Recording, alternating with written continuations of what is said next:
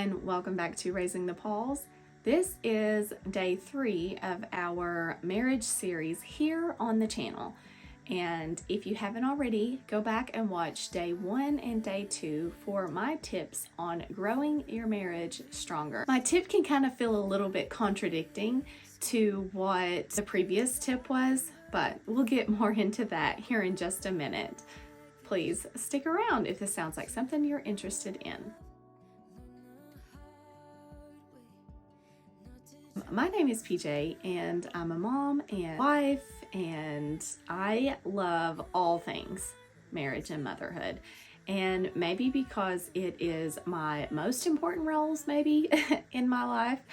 And I have been married for 12 years next month, and it has been quite the journey. I am no expert, so please don't think that, I am certified in anything to even be sharing these things. I just have experience with being married and the trials and ups and downs and the different storms that you weather in motherhood and in marriage. And I have been there. I have seen it. I have walked it.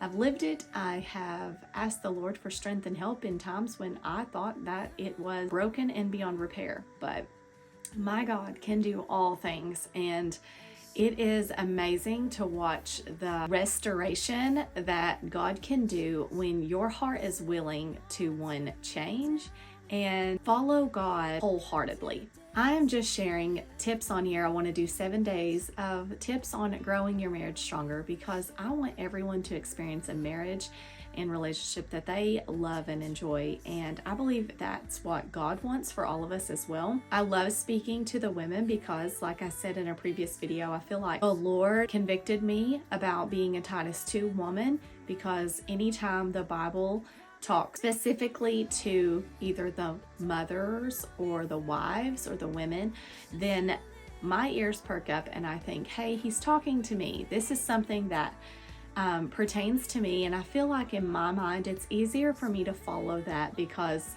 I feel the Lord is directly speaking to me. The Bible speaks to us all as a whole. I feel like we can learn something from every story, every event that happened in the Bible. I think should speak to all believers and all people. But I don't know if it's just my personality, but it's easier for me when I see he's speaking to a certain group of people that, okay, this is for me to follow. Anyways, when my marriage got rocky at times when I was younger, like my husband and I got married when I was 20 and he was 24. Got married very young, and so that allotted for trials and things that had we been older and more mature, we probably wouldn't have had to go through. It was a learning experience for us both to learn and grow together in marriage. And I think when God talks in the Bible about enjoying the wife of your youth, I really love that, because when you have been together for so long, you've grown together. And so I may not be the wife now that I was 12 years ago, and that's okay because we've grown together and ultimately we've grown toward the Lord, and that is the goal. My tip today is on a servant's heart. Having a servant's heart. I'll get into why this contradicts a little bit of the second tip. Okay, so if you haven't already watched day 1 and day 2, go back and watch the whole of it. But day 1 was on greeting your spouse with a smile and a good attitude every day.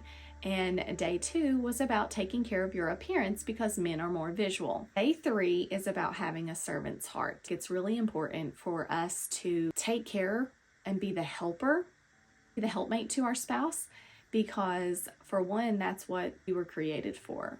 The women were created to be a helpmate to the men.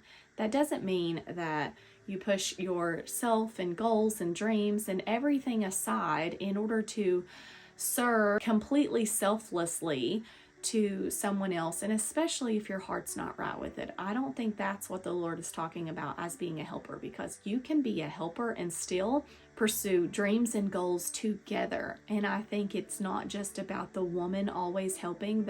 When you do this out of the love of your heart, then the men ultimately start to mirror that and will also be a helper to you.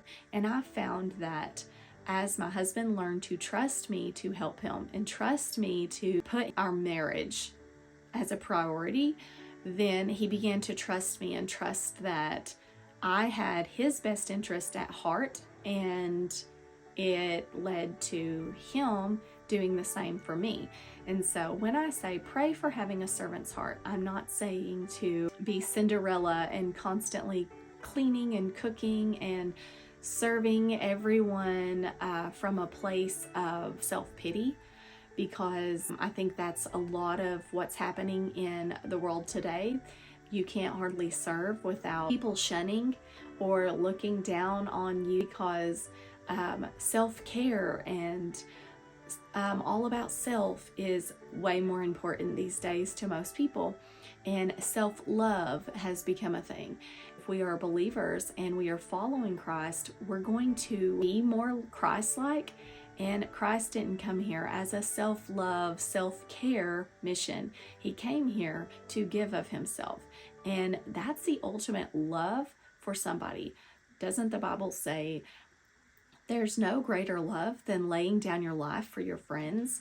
So, how much greater is that in marriage and a relationship that is much closer? I want to talk about why this tip contradicts a little bit of the last tip, which was to take care of your appearance. Now, my reason for taking care of your appearance is to build confidence in yourself, and it ultimately, if you feel good about yourself, your spouse is going to feel good, and that's truly what they want, is to see you happy and whole. And so if they see you putting yourself together, greeting them, putting your appearance as a priority, then they're ultimately going to feel better as well.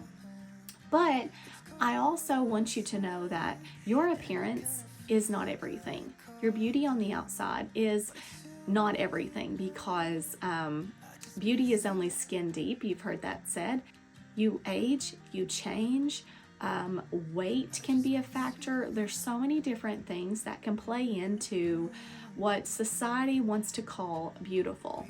And I think what's on the inside is going to spill over to the outside. Let me just jump into what 1 Peter chapter 3 says, because when I was thinking about this tip, I kind of wanted to dive into what did a serving wife look like. And I thought about this chapter. So let's go over. This is the King James Version, by the way. Likewise, ye wives, be in subjection to your own husbands, that if any obey not the word, they also may without the word be won by the conversation of the wives. While they behold your chaste conversation, coupled with fear, whose adorning let it not be that outward adorning, of plaiting the hair, and of wearing of gold, and or putting on apparel. But let it be the hidden man of the heart, in that which is not corruptible, even the ornament of a meek and quiet spirit, which is in the sight of God of great price. For after this manner in the old time, the holy women also, who trusted in God, adorned themselves, being in subjection unto their own husbands, even as Sarah obeyed Abraham, calling him Lord. So I thought about Sarah and Abraham. The fact that she built her husband up, referred to him and reverenced him as Lord, because everything you do, no matter what serving you are doing for your family, for your husband, God is seeing you, so it should ultimately be done for the Lord. And God sees it. And I know there's a lot of women who say, well, he doesn't deserve it. He doesn't respect me. He doesn't give me all the things that I need emotionally. He doesn't provide me security. There are so many things that women will say, but God doesn't say in here to reverence your husband if he's a godly man. He doesn't say to respect your husband or be in subjection to your husband if he goes to church, or if he follows God. He says, just wives, be in subjection to your own husbands. Sometimes we want to do what feels good to us. So if somebody's treating you poorly, it's really hard and goes against the grain to treat them with love. but that's what we're called to do as believers. We're called to love others. Let me just talk about why I felt like the verses that I used today contradicted the tip for day 2. And that's because it says for us to let not the adorning be on the outside. While taking care of your appearance and feeling good about yourself will make your husband feel better as well, it's not the only thing that's going to matter. Also, what's on the inside and how you respect and serve him and your children. Find something that you can do to serve your spouse. There's times when I will make my husband coffee. I will make his favorite foods because food is his love language. I really try to just hone in on what brings value to him. I hope you enjoyed today's video, day 3. Find a way to serve your spouse. Maybe it is making their favorite foods or baking their favorite dessert. Maybe it's laying their clothes out for the next day, or maybe you don't even normally wash their clothes. They do their own laundry, and this time you want to do it for them and make sure that it's done the way they like. Maybe it's having their vehicle detailed. Maybe it is packing their lunch or making them coffee, or showing up at work just to say hello and bring some lunch or snacks or something.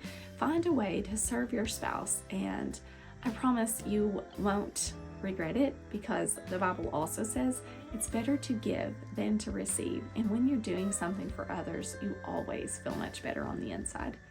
So I hope you enjoyed this video. This is day 3. Don't forget to come back for day 4 as we go over more tips in growing your marriage to be even stronger. Don't forget to leave me comments. Let me know if you're enjoying this series. I'm really trying to become more minimal in my life just so that I can focus on the things that truly matter and bring me joy. I really have enjoyed being here on YouTube, and so I hope that you are enjoying it as well. Please don't forget to like and subscribe, and I will see you next time for day 4.